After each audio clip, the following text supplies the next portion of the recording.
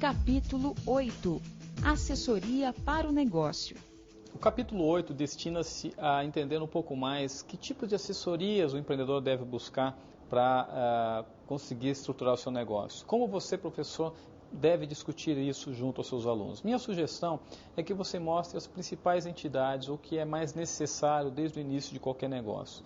Geralmente, assessorias contábeis, escritórios de advocacia são o mínimo que os empreendedores devem buscar para conseguir realmente informação adequada para estruturar suas empresas. Minha dica, estimule os alunos a sair do ambiente de aula e conversarem com advogados e com contabilistas, contadores, para entender como funciona a dinâmica do relacionamento entre o empreendedor e essas entidades. O outro objetivo do capítulo 8 é a questão das incubadoras de empresas, o papel do SEBRAE e entidades como a Endeavor, que são entidades que auxiliam o empreendedorismo. Especificamente sobre as incubadoras, é importante que o professor discuta o papel das incubadoras como um instrumento de fomento ao empreendedorismo e como um auxílio aos negócios em fase de desenvolvimento. Algumas perguntas-chave deste capítulo. Quando recorrer a advogados? Quando recorrer aos contabilistas? Contabilistas desde o início de um projeto. Advogados, você não tem que ter necessariamente um contrato de longo prazo, mas é sempre importante ir atrás de assessoria jurídica. No caso das incubadoras, quanto custa se instalar numa incubadora? Qual incubadora é mais interessante? Onde há a incubadora mais próxima da nossa universidade ou faculdade ou nossa cidade? Professor, no livro a gente sugere informações, sites, referências para se ter um detalhamento a respeito do assunto incubadoras de empresas. Os alunos, a partir dessas informações, inclusive pode ser uma sugestão ao professor, pode pedir ao aluno para levantar quais são os requisitos para se entrar numa incubadora de empresas.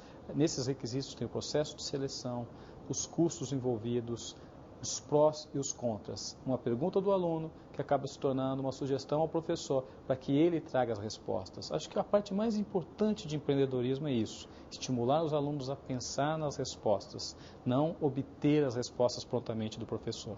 Outra pergunta-chave é qual o papel do SEBRAE e de entidades como o Endeavor e outras entidades que apoiam o empreendedorismo. O SEBRAE está bastante distribuído no Brasil e acaba sendo uma grande entidade de apoio aos empreendedores. Por isso, vale a pena estimular os alunos também a obter mais informações de como o SEBRAE trabalha, o que ele tem a oferecer, como ele pode auxiliar o seu negócio ou o negócio que os alunos estão estruturando dentro do ambiente de aula. Em relação à Endeavor e outras entidades, são entidades focadas no apoio ao empreendedor. Mais uma vez, estimular os alunos a entrar no site, obter informações e a trocar com os demais alunos em sala de aula, no ambiente de debate, os prós e os contras de se buscar auxílio nessas entidades. Uma pergunta que pode surgir dos alunos é em relação à empresa júnior, se as empresas juniores podem e de que forma auxiliam os empreendedores. A resposta, professor, eles mesmos podem trazer. Sugiro que você peça aos alunos que pesquise a respeito do assunto, não só no livro texto, mas também na internet e nas próprias empresas juniores que porventura existam na sua faculdade ou na sua universidade. Capítulo 9. Questões legais.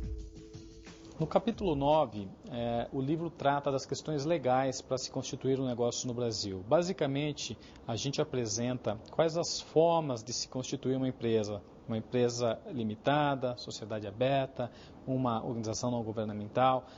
Ali há um resumo bastante consistente das possibilidades existentes. Sugestão é que o professor, além dessa informação, busque no material extra de download mais dados para que subsidie o professor nas aulas que vão ser tratadas desse assunto. Outro objetivo do capítulo 9 é a discussão da propriedade intelectual, algo que ainda é pouco enfatizado no Brasil.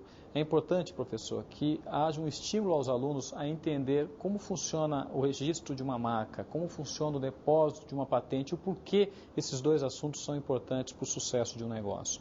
No livro, a gente apresenta a questão de propriedade intelectual de uma forma bastante objetiva, no entanto, que um conceito claro vai facilitar o aluno a buscar mais informações com base no que você, professor, vai passar aos alunos dentro de seu ambiente de aula.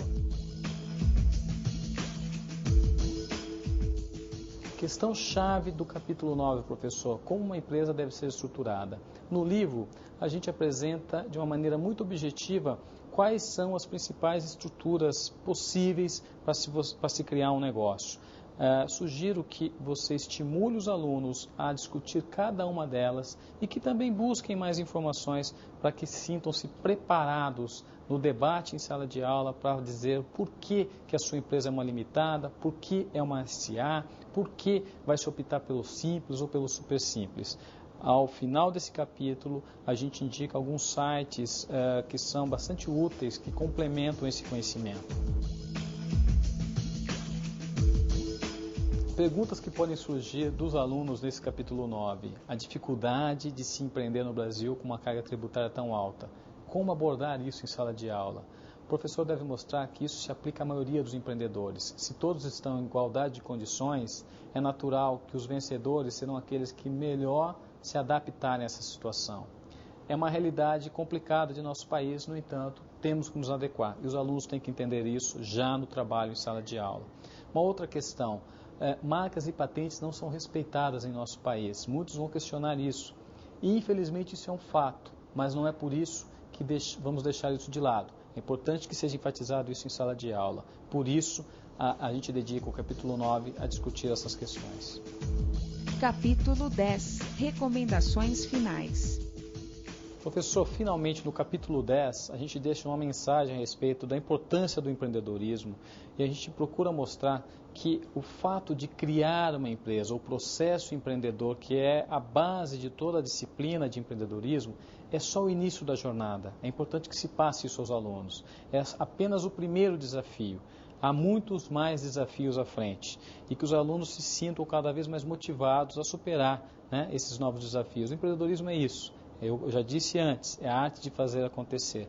E a gente espera que com a disciplina, os alunos não só estejam preparados para fazer isso nos seus próprios negócios, mas também em qualquer ambiente de trabalho onde eles estejam inseridos, se é numa grande organização, se é no ambiente governamental ou no ambiente social. Finalmente, eu acho que um dos papéis mais importantes do empreendedor para qualquer sociedade é justamente essa contribuição para o desenvolvimento da sua cultura local, da sua sociedade como um todo e não apenas o papel econômico. O empreendedor ele acaba gerando empregos, gerando renda e fazendo com que as pessoas que estão dependendo do seu negócio se sintam muito mais felizes e mais preparadas para encarar o futuro.